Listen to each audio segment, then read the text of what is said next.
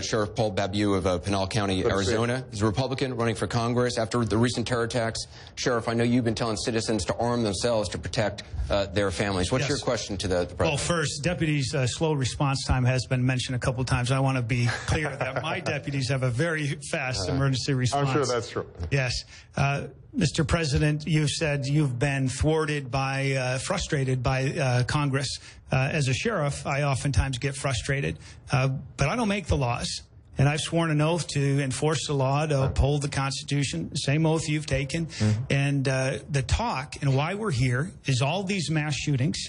And yet you've said in your executive action, it wouldn't have solved even one of these, or the No, I didn't say attack. that. Well, I didn't say that it looking wouldn't at the solve one. information, what would it have solved? Now, knowing None of the recent mass shootings, I should point out, none of the guns were purchased from an unlicensed dealer. Correct, and that's what I'm speaking to, the executive action that you mentioned earlier, aspirin, toys or cars. They're not written about in the Constitution. I want to know, and I think all of us really want to get to the solution, and you said don't talk past each other. What would you have done to prevent these mass shootings and the terrorist attack? And how do we get those with mental illness and criminals? That's the real problem here. How are we going to get them to follow the laws? Well, first of all, appreciate your service. Good luck on your race. You sure you want to go to Congress? I don't want to. I'm sure that's true. That'll hurt you. Yeah, and I'm sure it's a Republican district. Look, crime is always going to be with us.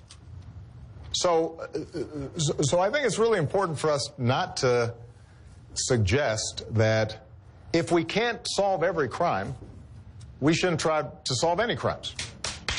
And the problem when we talk about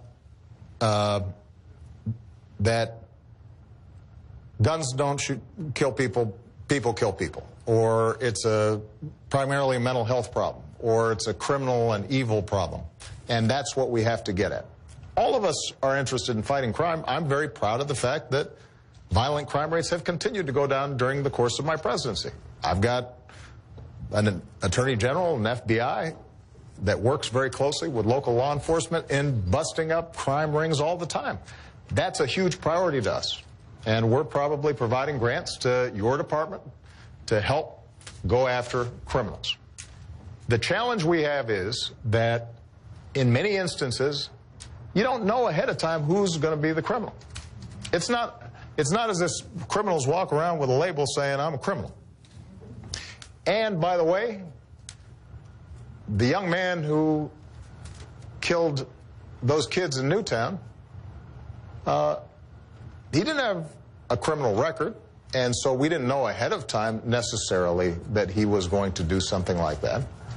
But he was able to have access to an arsenal that allowed him in very short order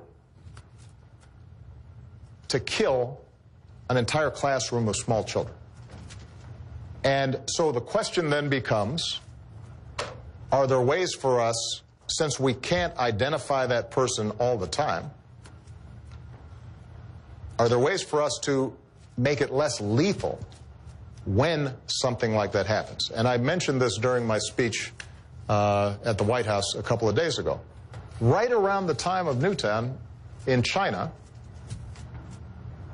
a guy who was obviously similarly deranged had a knife and started attacking a bunch of school children.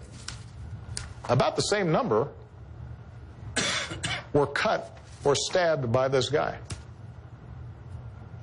But most of them survived.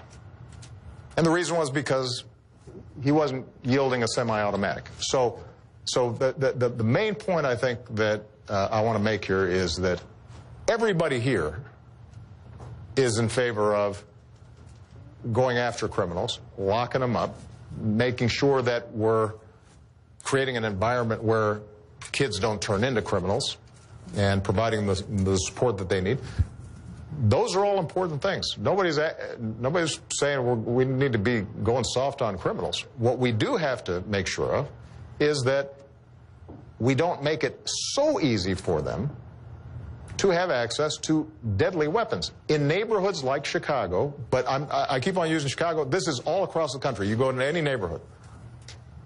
It used to be that parents would see some kids messing around on the corner, and they'd say, yo, even if they weren't the parent of those children, go back inside. Stop doing that. And over time, it was a lot harder to discipline somebody else's kid and have the community maintain order or talk to police officers if somebody's doing something wrong, because now somebody is worried about getting shot.